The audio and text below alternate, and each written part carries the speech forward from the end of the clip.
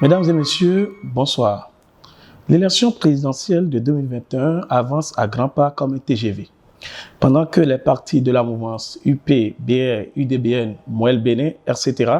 se préparent activement pour dresser, selon leurs propos, le lit au chaos, c'est-à-dire au premier tour chaos, comme nous l'avons vu il y a de cela quelques années au Bénin, les membres de l'opposition obéissent à la loi de la division, de la dislocation carrément. Il faut dire tout simplement que c'est une classe opposante qui partage le même objectif, mais se refuse de se serrer les coudes pour vaincre leur adversaire politique. Si dans l'imaginaire des démocrates ou du Front pour la restauration de la démocratie, le MPL, la Force Cori pour un Bénin émergent, sont des partis politiques en griffe marionnettes, l'espoir que ces partis avaient suscité à la naissance semble tomber paradoxalement dans l'abîme de l'improvisation et de l'impréparation. Même dans leur soubresaut, pour s'écarter de l'idée d'une agonie de stratégie politique temporaire, ils ne lâchent pas prise. Dans ce branle-bas ou dans cette cacophonie, certains constatent bon gré, malgré que les opposants sont rudement traqués. Pour preuve, les uns sont dans ce qu'ils appellent exil, d'autres sont instrumentalisés, les etc. se retrouvent impliqués dans les affaires judiciaires. La dernière en date est le cas de Dame Rikiat Madougou, dont la candidature a été rejetée pour dossier incomplet, qui est aujourd'hui en détention préventive pour association de malfaiteurs et du terrorisme. Bien avant cette actualité qui suscite et excite plusieurs interprétations divergentes, le 1er mars 2021 dernier, à une assise du groupe national Contact, l'ancien président Nicéphore Dieudonné Soglo déclarait, je cite, un régime criminel dirigé par un certain Tanon avec sa mafia. Le bonhomme, je vais le capturer. Dans cette ambiance délétère qui prend l'allure presque incontournable d'un tumulte dans les esprits, car les plaies des événements malheureux du 1er et 2 mai 2019 ne se sont pas encore cicatrisées, certains font l'appel à la paix. Quelle lecture faire de cette actualité?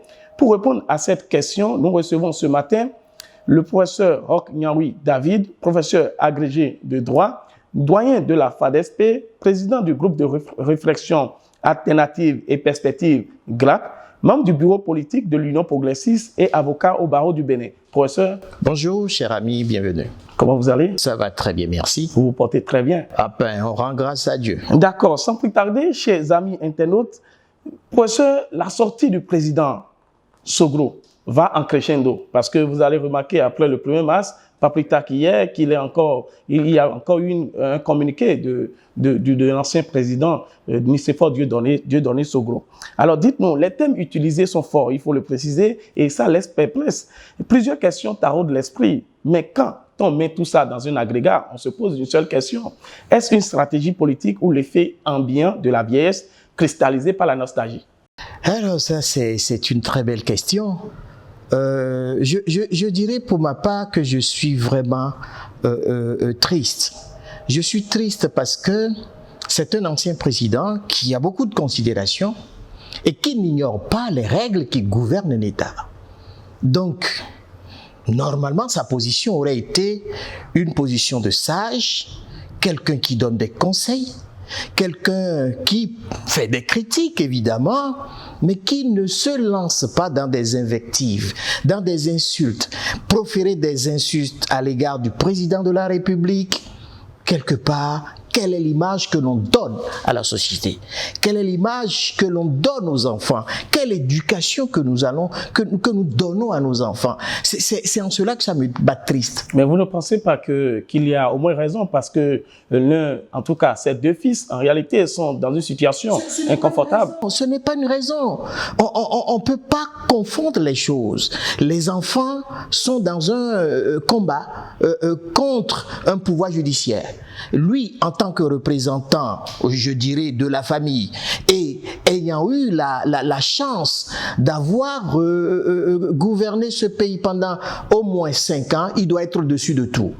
Il doit être au-dessus de tout en se disant je donne quand même une certaine confiance à la justice, même si il estime que ce n'est pas encore bien fait. Son rôle n'est pas de venir en public, d'insulter. Mais il considère que les acquis de la conférence nationale ont été dévoyés par le président Patrice Talon. Ça, c'est un débat, on ne va pas finir de l'enterrer.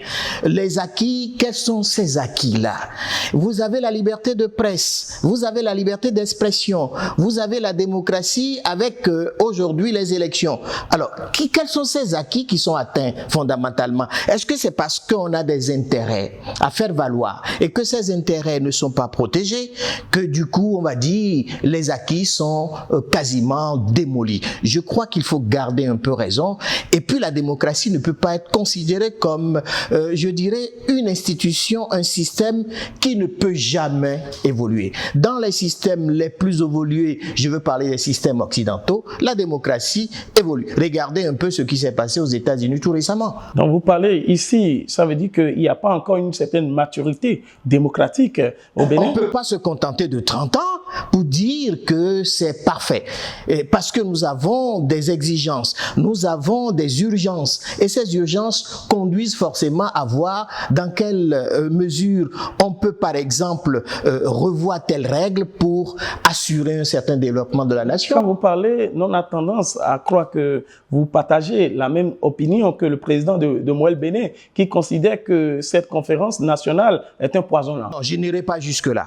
Je n'irai pas jusque-là parce qu'on ne va pas verser l'eau de cette démocratie qui a apporté quelque chose. On ne va pas verser ça quasiment dehors dans la rue. C'est pas possible. Il y a eu des éléments positifs. Et ces éléments positifs, nous les avons parce que nous avons le président de la République qui est venu sur la base, tout au moins, de cette démocratie. Donc, on ne peut pas dire que c'est un poison. Mais bon, peut-être qu'il a ses raisons. Il va falloir lui poser la question pour avoir son argumentation là-dessus. Mais cette sortie répétitive du président Dieudonné Soglo, et aussi, nous avons remarqué peut-être, et ces derniers temps-ci, que le président Boni Yayi a un peu arrêté en se mettant seulement dans des communiqués. Dites-nous, est-ce que les deux n'en font pas de trop? Oui, c'est excessif de leur part.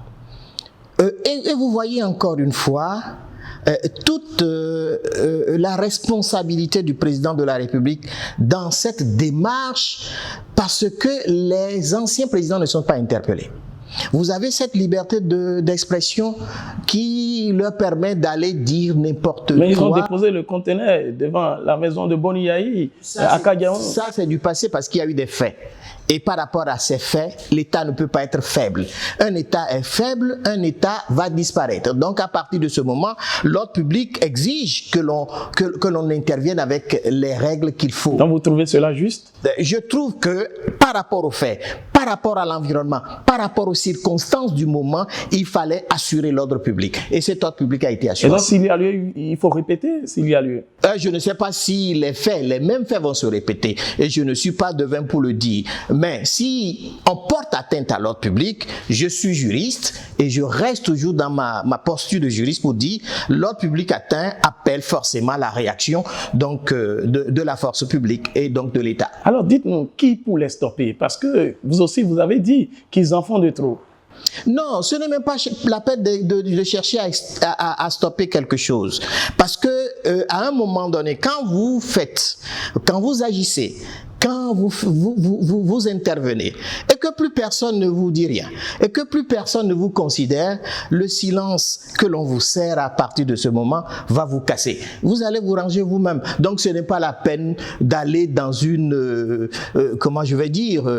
dans une provocation en disant on va les arrêter ici, on va les assigner en justice. Je ne crois pas que cela soit véritablement, alors que c'est un droit, bien sûr, que l'on a dans ce cas. Mais il y a une assignation actuellement contre le Cette président. assignation ne vient pas de l'État. Donc ce sont des personnes privées, des particuliers qui ont estimé que leurs droits ont été lésés en raison donc des interventions ou de l'intervention du président Soglo. On laisse ça sur le terrain donc de la justice entre personnes privées. Mais il y a une hypothèse. Est-ce qu'il pourrait arriver qu'on puisse emprisonner ces anciens présidents? D'ailleurs, nous avons vu l'exemple avec la France. Bien sûr, l'exemple français est un exemple qui est encore là, patent et tout chaud.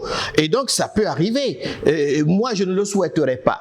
Je souhaiterais peut-être qu'on mette en place un système, je dirais, de conciliation, un système qui doit permettre de ramener les gens, parce qu'à un moment donné, parfois, ce n'est pas parce que l'on veut faire ou bien l'on veut forcément attaquer les gens, c'est parce que il y a un dérèglement peut-être physiologique quelque part, il faut le comprendre, un médecin pourrait régler également le problème. Donc, allons dans cette conciliation et puis voilà, on va voir ce que ça va donner. On vous aura compris. Nous allons parler de l'affaire Rikiat Madougou. Et sans abus de valeur intellectuelle, vous êtes avocat, professeur agrégé de droit. Donc, ça veut dire que vous connaissez donc le domaine, vous maîtrisez la procédure pénale. Le 3 mars 2021 dernier, et avant l'arrestation de Rikiat Madougou, elle déclarait à cette conférence de presse où était présent le professeur Joël Aïbor, elle disait « Les gens qui vous félicitaient plutôt pour votre parcours, subitement, ils découvrent en vous des actions de terroristes et commencent par interpeller tout le monde autour de vous. » Que pensez-vous de cette affirmation-là? Une chose est sûre, on ne peut pas se contenter, je dirais, de ce qui est figé. Pourquoi je le dis? Parce que une personne peut être considérée ou adulée à un moment donné. Et à un autre moment, la personne se retrouve dans, je dirais, dans un milieu où elle est quasiment méconnaissable. Si dans cette hypothèse, vous devenez méconnaissable et vous portez atteinte aux intérêts de l'État, ce n'est pas parce que hier on vous a adulé que l'on va dire peut-être non, laissons, non, il faut respecter, je dirais, les règles donc dans la nation. L'exemple de Rekia est un exemple qui fait mal quelque part, parce que on n'aurait pas souhaité ça. Mais comme nous sommes dans un État, et comme dans un État il y a des règles, et comme dans un État il y a encore une fois l'ordre public, si vous enfreignez aux règles d'ordre public, attendez-vous à ce que l'on vous applique la loi, tout simplement. C'est aussi bête que ça.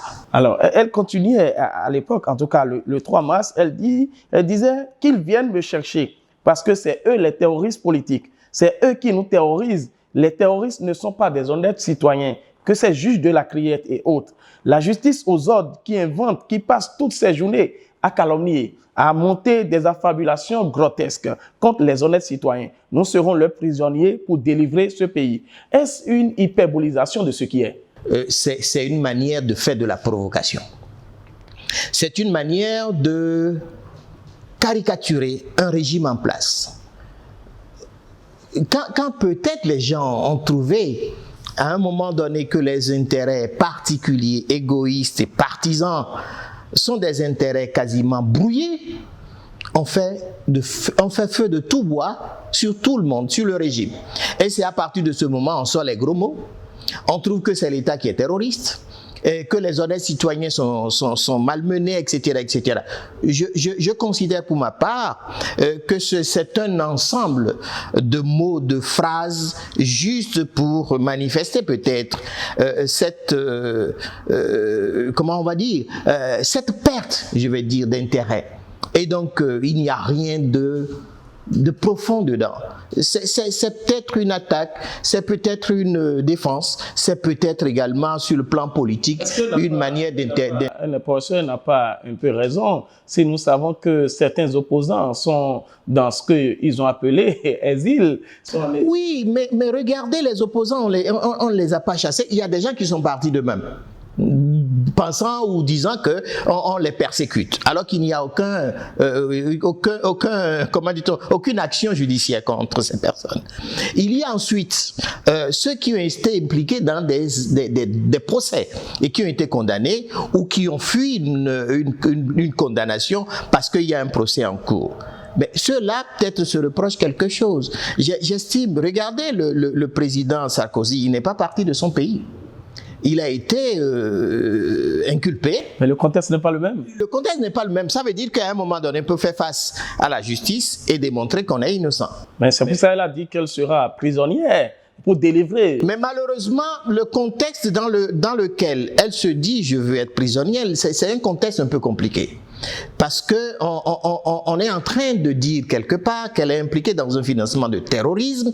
Ça, c'est une infraction très grave. Le mot ne semble pas être fort. Vous êtes juriste, peut-être ce sont les qualifications juridiques. Quand on parle de terrorisme, quand vous lisez sur les réseaux sociaux, certains se disent que si le Bénin a ce talent, donc de pouvoir donc capturer les terroristes, et qu'ils prêtent donc en tout cas leur moyen ou bien leur arsenal en la matière aux autres pour qu'on puisse traquer les djihadistes dans le Sahel. Non, ce n'est pas la même chose. C'est pas la même chose. Vous avez des terroristes qui sont sur le terrain et qui ont des armes qui sont capables de tout détruire sur leur passage. Vous avez les commanditaires qui sont dans l'ombre et qui vont agir également. Et derrière même ces commanditaires, vous avez encore d'autres personnes. Donc il y a catégorie de terroristes, je vais dire en quelque sorte, et tout le monde n'est pas sur le terrain. Ce n'est pas parce que on présume, on a des probabilités et qu'elles soient impliquées dans ceci ou dans cela qu'il faut dire que le Bénin peut prêter main forte non, si ce sont les renseignements qui arrivent à démontrer qu'il y a quelque chose, mais allons dans ce sens et permettons à la justice de démontrer les éléments de preuve et qui vont concourir peut-être à l'innocenter à un moment donné ou bien à démontrer qu'elle est impliquée définitivement. Alors on continue toujours avec elle parce qu'elle a même parlé de la violation de la démocratie béninoise. Le dernier classement montre que le Bénin a perdu 3 places sous la rupture. Sa thèse n'était pas confirmée? Elle n'est pas du tout confirmée parce que quand vous estimez qu'à un moment donné, on a perdu 3 places, c'est comme si on doit être figé définitivement dans le temps. Mais il faut évoluer au lieu de... Évoluer, c'est soit dans un sens positif. Évoluer également, c'est peut-être regresser parce que à un moment donné, on a perdu quelques éléments d'appréciation. Et donc, on ne doit pas avoir, on ne doit pas avoir honte d'évoluer positivement. On ne doit pas avoir honte d'avoir à un moment donné, parce qu'il faut voir quels sont les arguments qui tournent autour, je dirais en quelque sorte, de cette perte de points en matière de démocratie. Si ce que nous avons comme élément de motivation permettent plutôt de justifier cette perte de points, je crois qu'il faut mieux se limiter à ça et penser comment développer, comment évoluer encore davantage plus tard. Mais est-ce que le label démocratique est béninois? Il n'y a pas de label démocratique dans aucun pays et aucun pays ne peut dire à un autre voilà la démocratie que vous devez appliquer dans votre pays. C'est pas possible. Donc ceux qui font les notations, ce sont des notations subjectives. Il y a des principes sur lesquels on peut partager un accord de principe. Et après ça, c'est terminé. Il y a une relativité démocratique. La démocratie a des principes, mais la démocratie, vous allez toujours constater que par endroit, fait l'objet d'une application en raison d'un régime qui arrive et qui a je dirais, des urgences. Voilà. Et donc, pour finir avec ce dossier-là, affaire Rikiat Madougou, ces avocats parlent d'acharnement politique. Votre avis de juriste? Acharnement politique parce que elle est candidate recalée. Elle est dans l'opposition. Le mot est tout trouvé. C'est un acharnement politique. C'est normal qu'on en arrive là. Mais quand on parle d'acharnement politique, alors que la loi vous exige de remplir un certain nombre de conditions, vous n'avez pas rempli ces conditions et que vous continuez à dire qu'il n'y aura pas d'élection. C'est une provocation. On ne peut pas le faire. Mais c'est leur droit. Ce sont des citoyens. Oui, c'est ce que je suis en train de dire. La liberté d'expression ne vous permet pas de tout dire. Parce que derrière cette liberté d'expression, vous avez votre responsabilité également à assumer. Si vous n'assumez pas votre responsabilité, vous n'avez pas de liberté d'expression dans ce cas. En tout cas, moi, par exemple, je ne peux pas me permettre de dire des choses alors que je n'ai pas d'éléments peut-être pratiques, d'éléments forts qui pourraient confirmer ce que je suis en train de dire dans la pratique, dans les faits. Alors, probablement qu'ils ont des actions qui sont un peu cachées quelque part et qu'à un moment donné, les gens ont pensé ceci, pensé à cela. Je crois qu'il faut rester modeste, il faut rester modéré. La démocratie, c'est pas des insultes. La démocratie, c'est pas de dire moi, c'est moi, c'est moi. Non, on a le temps. Le temps permet aux gens de venir à un moment donné. En 2026, il y aura les élections. qu'ils se préparent. Vous leur demandez de reporter leur ambition sur 2026. Puisqu'ils n'ont pas rempli les conditions exigées par la loi aujourd'hui. On va ici déduire ce qui pourrait se passer demain. 2026, c'est déjà trop loin. Près de 5 années. Vous êtes en... 5 ans, c'est vite arrivé. D'autant plus que nous avons déjà passé 5 ans. Vous voyez, 2016 à 2021, c'est vite passé. On n'a pas vu le temps passer. En tout cas, moi, j'ai pas vu le temps passer. Alors, les menaces continuent sur le 6 avril. Vous savez, depuis un certain temps, selon la Constitution révisée ou modifiée, le président Patrice Talon bénéficie d'un bonus de 45 jours, je dirais un bonus constitutionnel de 45 jours. Il y a certains qui continuent de menacer, qui disent que s'il ne laisse pas le pouvoir le 6 avril, il aura soulèvement populaire. Est-ce que ce soulèvement-là, c'est un cas d'école? Je n'y pense pas. Ce soulèvement, moi, je n'y pense pas. J'y crois pas, en fait. Parce que je ne vois pas sur quoi on peut fonder cela. Vous avez dans la nouvelle constitution, enfin, je vais parler de la constitution modifiée, vous avez les élections, des textes sur les élections générales. Et ces textes sur les élections générales parlent de couplage des élections communales et des élections législatives. Il reste alors les élections présidentielles. Comment faire au regard de la nouvelle loi? D'autant plus que la Constitution prévoit que l'élection du président de la République se fait le 2e dimanche du mois d'avril. Quand on articule tout cela, il n'y a pas de raison de faire des élections avant le 6 avril, c'est pas possible. Mathématiquement, c'est pas possible. Il y a deux arguments. Quand je prends d'abord l'argument du professeur Joël Aïva, lui il parle de la non-rétroactivité de la loi. Ça, c'est un faux débat. Robert Dossou, ancien président de la Cour constitutionnelle, il disait que le mandat d'un président reste sous le sceau du serment. Selon le serment, Patrice Talon a prêté un serment de 5 ans. Entre-temps, la Constitution a été modifiée. Qu'est-ce qu'on en fait? C'est la question qu'il faut se poser. Il y a une bataille. Mais il y a une bataille entre Le serment ne peut pas être détaché du contenu de la Constitution. Le serment ne peut pas être détaché de ce que produit la Constitution. C'est un ensemble. La Constitution a bougé. La Constitution a été modifiée.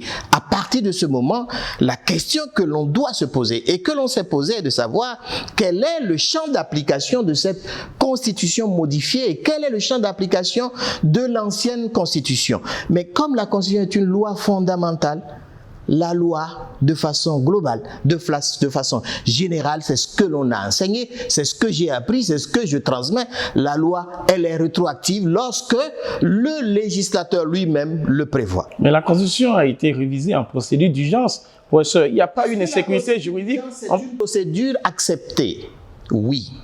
En tout cas, sinon, ils disent que parfois c'est une question de la doctrine. Mais il y a une insécurité en réalité. On peut se lever du jour au lendemain en procédure d'urgence et réviser une constitution. Mais la question se pose de savoir est-ce que c'est une procédure qui vaut? Oui. Est-ce que c'est une procédure qu'on peut utiliser? Oui. Est-ce que cette procédure, elle est valable? Oui. À partir de ce moment... Donc on peut se lever à n'importe quel moment et réviser une constitution comme ça. Si l'Assemblée nationale est d'accord, est-ce que l'on peut refuser? Est-ce qu'il ne faut pas fermer ce trou-là? Peut-être chercher à verrouiller autrement. On aurait cherché à verrouiller autrement. Mais la possibilité de modifier une loi, une constitution, elle reste toujours valable, elle reste toujours possible. On peut espérer à tout moment une révision constitutionnelle. On ne va pas faire de révision à tout va. Oui, mais puisqu'il y en a, il y a l'ouverture. Non, c'est pas possible. Il y a une ouverture en la matière. Mais vous allez voir et vous allez constater que la révision qui est intervenue en 2019, c'était déjà dans les pipelines. Et donc, c'est juste la procédure qui a été mise en place en raison de ce qu'au niveau de l'Assemblée nationale, c'est possible. Voilà, peut-être que dans 2 ans, peut-être que dans 3 ans, les mêmes conditions ne se répéteraient pas et on n'aurait pas cette procédure d'urgence. On aurait peut-être le référendum, c'est bien possible. D'accord, on va progressivement vers la fin de cet entretien.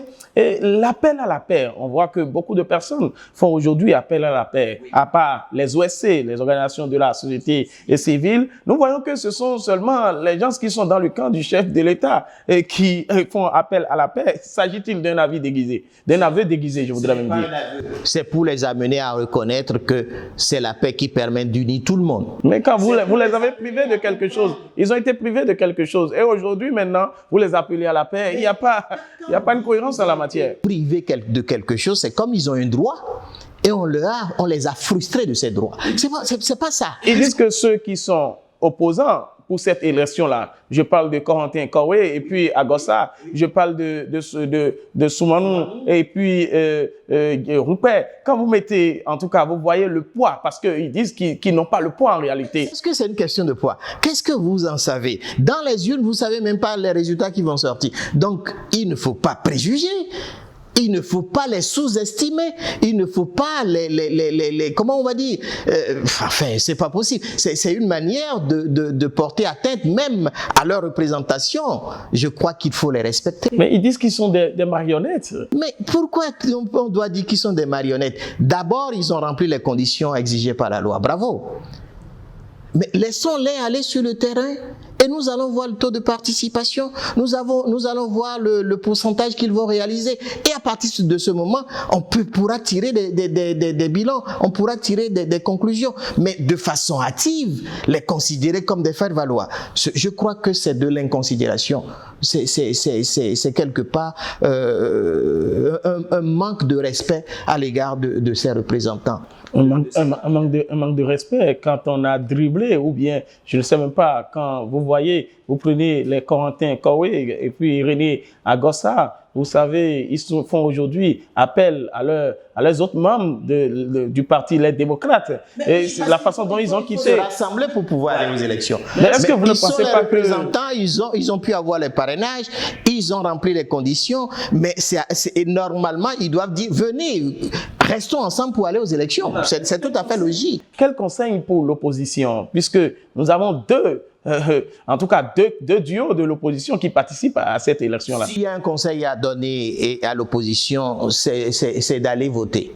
S'il y a un conseil à donner à l'opposition, c'est de privilégier tout simplement les règles qui gouvernent l'élection présidentielle. S'il y a un conseil à leur donner, c'est de voir où se trouvent leurs intérêts et d'exprimer ces intérêts dans un vote. Alors, Roger, vous êtes le président du groupe de réflexion Alternatives et Perspectives. Et quels sont les objectifs de ce groupe-là depuis sa création? Ce groupe est un groupe qui milite fondamentalement dans, je dirais, l'éclairage sur certaines notions, l'éclairage sur des pensées politiques, pensées économiques, que sais-je encore. Et donc, c'est un groupe d'ailleurs qui est en train dans le cadre de l'élection présidentielle, qui est en train de préparer une belle conférence sur l'élection présidentielle et le vote. Donc, on va en discuter et puis vous allez toujours vous rendre compte que l'on reste toujours dans la dynamique d'éclairer, dans la dynamique de former également et puis d'apporter des éléments de réponse aux problèmes sociaux. Sur le terrain, ce que le GRAP a fait de manière concrète. Le GRAF a fait tellement de conférences qui ont démontré que c'est utile de discuter à l'université, c'est utile de discuter au niveau de la société. Tout récemment, nous avons fait au plan culturel une conférence sur le FA. C'était inespéré parce que les gens n'ont pas pensé à un moment donné qu'on pouvait aller s'immiscer dans ce domaine. Et donc, c'est parce que on ne rejette rien. Nous prenons tous les problèmes de la société et nous en discutons. Et nous donnons, selon évidemment les approches qui sont là, selon les opinions qui sont là, nous donnons des éléments de réflexion, je dirais même de solution. En quelques secondes, pour terminer, l'actualité ivoirienne devient de plus en plus inquiétante avec le décès répétitif des premiers ministres. Est-ce que ce poste-là devient un poste, je dirais, pestilentiel, ou bien c'est un poste à mort? Oh, bon, peut-être quand on reste dans une dynamique peut-être africaine, on va trouver des raisons peut-être mystiques, etc. Mais je crois que ce sont des éléments de fait, ça peut arriver dans la vie. Et donc, il faut prendre ça peut-être de façon un peu plus rationnelle en disant ceux qui sont premiers ministres et qui décèdent malheureusement, c'est un concours de circonstances, c'est une coïncidence et voir comment peut-être faire en sorte que cela n'arrive plus parce que peut-être les gens ont le stress, ils sont comprimés par quelque chose sur le plan de travail, donc il faut peut-être alléger, etc. Alors, professeur, votre mot de la fin? Mon mot de la fin, c'est de dire encore à tout le monde que si nous voulons de ce pays un développement harmonieux, c'est de comprendre que nous avons intérêt à rester ensemble. Et rester ensemble, c'est d'éviter d'insulter. Rester ensemble, c'est éviter de mettre l'huile sur le feu. Rester ensemble, c'est privilégier la paix et c'est certain que le régime en place privilégie cette paix. Et essaye de faire comprendre aux gens l'itinéraire qu'il est en train de vouloir prendre. Et je suis certain que si nous avons la même compréhension, nous aurons un jour les mêmes résultats. Mesdames et messieurs, nous sommes à la fin de cet entretien dans lequel nous recevons pour vous le professeur Roch Nyawi David, professeur agrégé de droit, doyen de la faculté de droit, avocat au barreau du Bénin, membre du bureau politique de l'Union progressiste et président du groupe de réflexion alternative et perspective. Nous vous donnons notre prochain rendez-vous sur votre chaîne La Primeur TV et OB TV, Open Bénin TV. Prenez le rendez-vous, nous sommes toujours ensemble.